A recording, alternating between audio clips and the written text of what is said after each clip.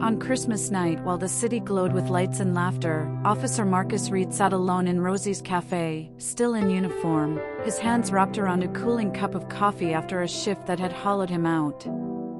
No family calling. No plans waiting. No one who knew his name beyond the badge.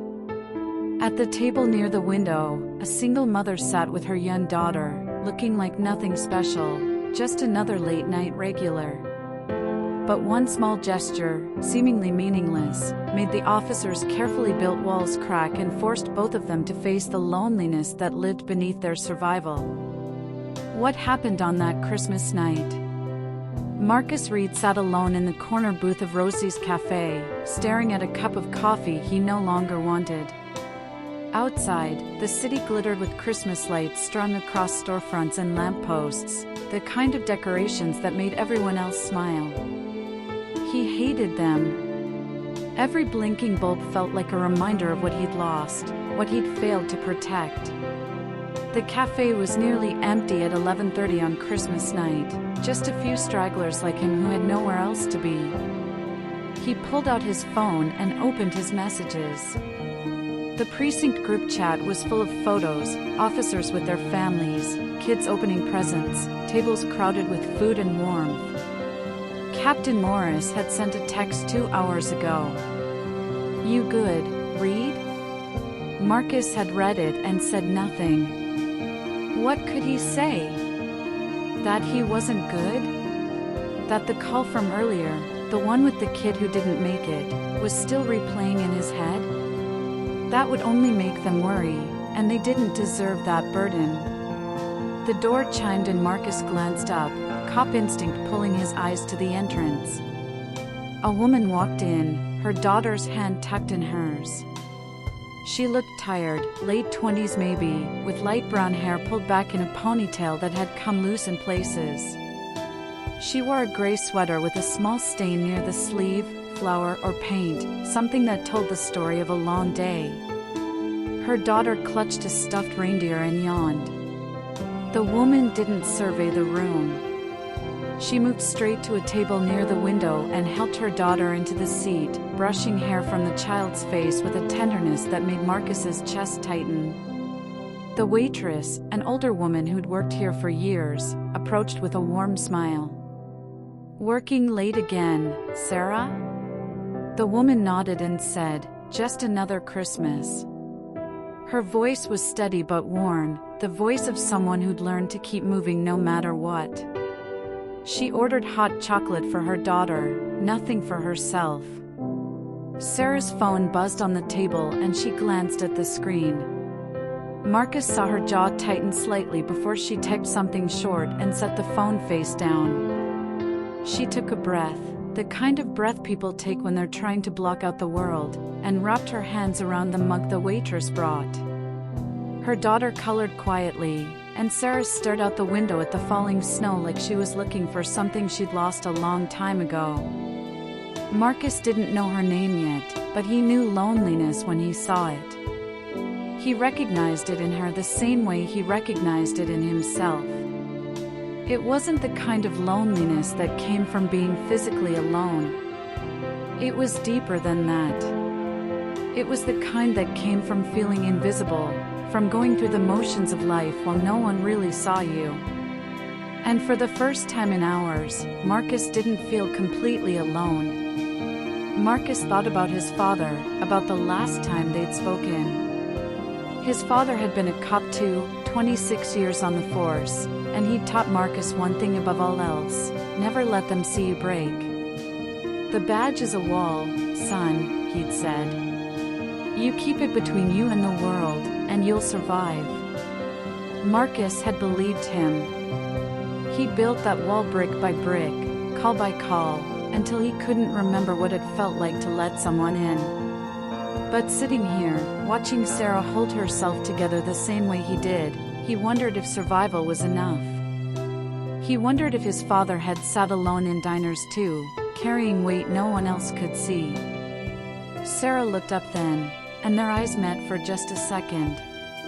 She didn't smile, but something passed between them, a recognition, an understanding. Marcus stood, picked up his coffee, and walked over to her table.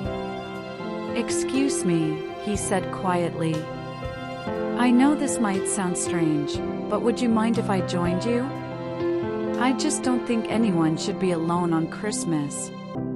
Sarah studied him for a moment, and Marcus could see her measuring the risk, reading his face the way a single mother learns to read strangers. Then she nodded and said, "Sure, why not?"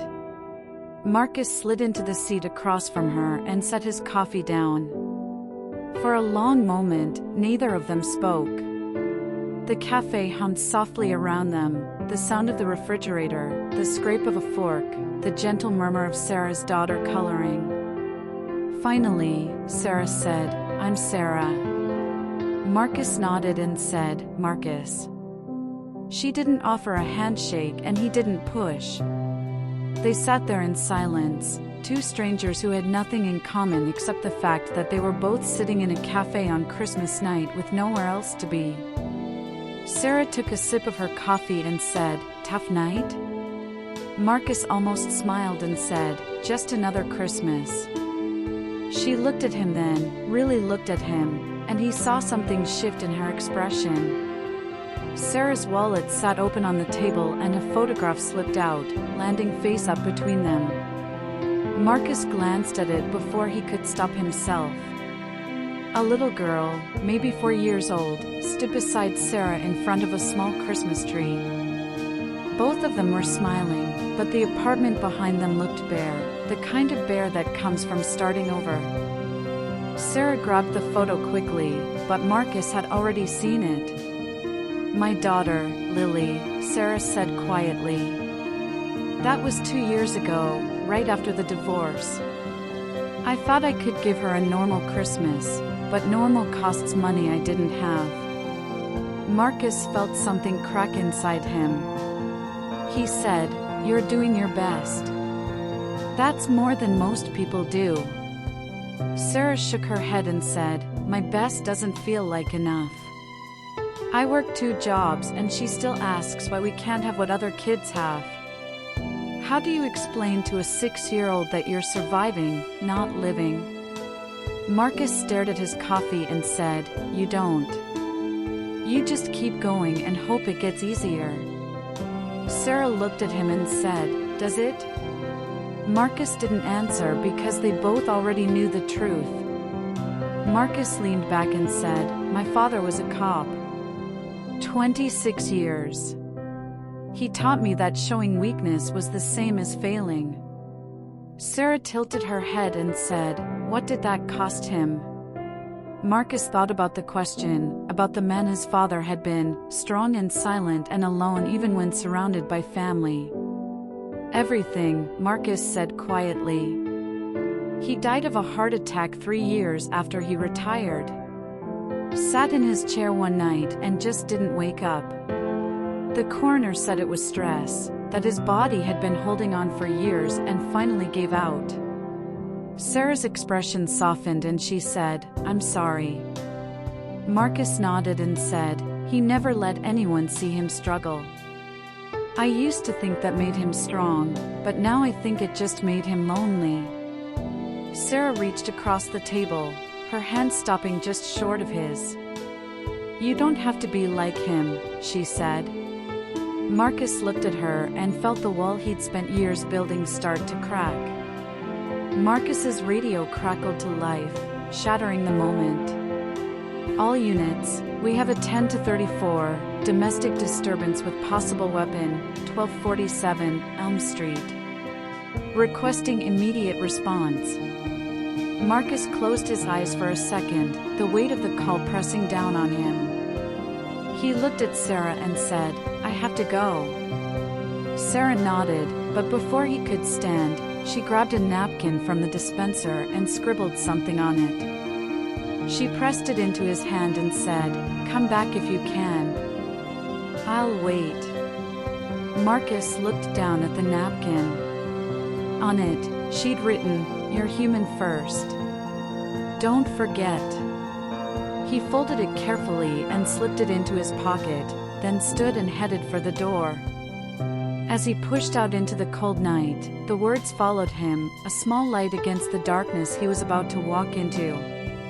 Behind him, through the window, Sarah watched him go, her daughter asleep against her shoulder, and for the first time in years, she felt like maybe she wasn't completely alone either.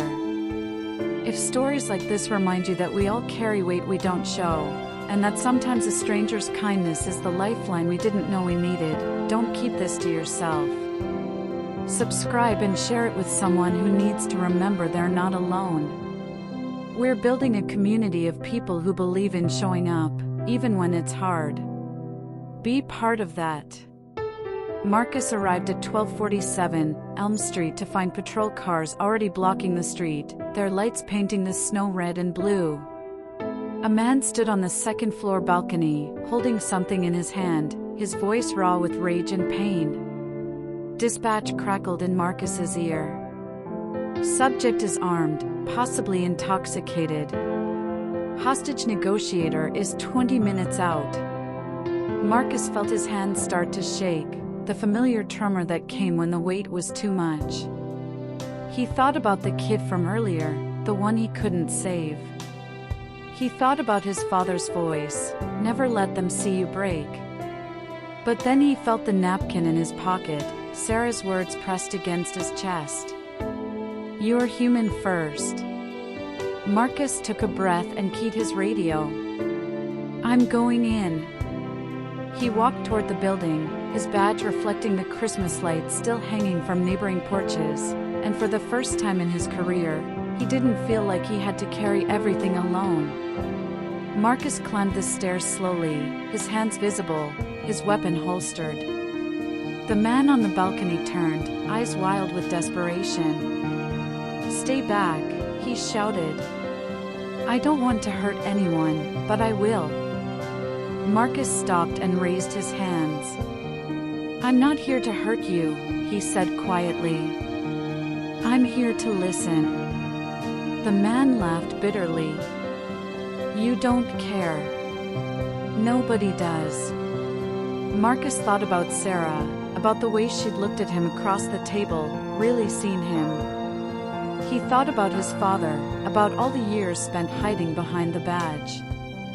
"You're right," Marcus said. "Most people don't care. But I do. Because I know what it's like to feel invisible." The man's hand trembled. "My wife left. Took the kids. Said I was never there even when I was." Marcus nodded. "I lost people too.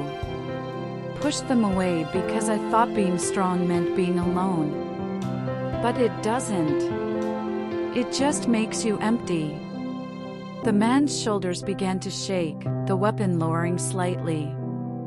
Marcus took a step closer. "You don't have to do this," he said. "Whatever you're carrying, you don't have to carry it alone." The man looked at him, tears streaming down his face. "I don't know how to stop hurting." Marcus felt the wall inside him crumble completely. "Neither do I," he admitted. "But maybe we figure it out together. Maybe we start by just staying, by not giving up tonight." The man stared at him for a long moment, and then the weapon clattered to the ground. He sank to his knees, sobbing, and Marcus moved forward, kneeling beside him. "I've got you," Marcus said quietly, and he realized he wasn't just talking to the man. He was talking to himself. As backup arrived and medics took over, Marcus stood in the cold, his whole body shaking, and for the first time, he didn't try to hide it. Marcus returned to Rosie's cafe as the first light of dawn touched the horizon. He was physically and emotionally spent, his uniform wrinkled, his hands still trembling slightly. He expected the cafe to be empty, expected Sarah to be long gone. But as he pushed through the door, he saw her sitting at the same table, her daughter asleep in the booth beside her. Sarah looked up and their eyes met. She didn't ask if he was okay. She just stood, walked over, and without a word, pulled him into a hug. Marcus felt something break open inside him, all the years of holding himself together finally giving way. He didn't cry, but he held on like she was the only thing keeping him standing. When they finally pulled apart, Sarah gestured to the table. "I told you I'd wait," she said simply. Marcus sat down across from her and said, "Thank you." They didn't need to say anything else. The silence between them was no longer lonely. It was full. They sat together as the sun rose, painting the sky in shades of gold and pink. The Christmas lights outside flickered off one by one, replaced by the clean light of morning. Marcus looked at Sarah and said, "I don't know how to do this, how to let people in." Sarah smiled and said, "Neither do I. But maybe we start by just showing up." Marcus thought about his father, about all the years he'd spent trying to be strong the way his father was. But strength wasn't about walls. It wasn't about carrying everything alone. Strength was sitting here, admitting he didn't have all the answers, and choosing to stay anyway. "I want to be here," Marcus said quietly. "Not just tonight, but tomorrow. And the day after." Sarah reached across the table and took his hand. "Then stay," she said. Marcus felt the weight he'd been carrying begin to lift, not all at once, but enough to breathe. For the first time in years, he felt present in the world, connected to something bigger than survival. Beyond the uniform, beyond the badge, he was just Marcus. And that was enough. If this story reminded you that vulnerability isn't weakness, that sometimes the bravest thing we can do is admit we're struggling and stay anyway, don't scroll past without sharing it. Subscribe and pass this along to someone who needs to hear that they don't have to carry everything alone. We're building a community of people who show up for each other, even when it's hard. Especially when it's hard. Be part of something real.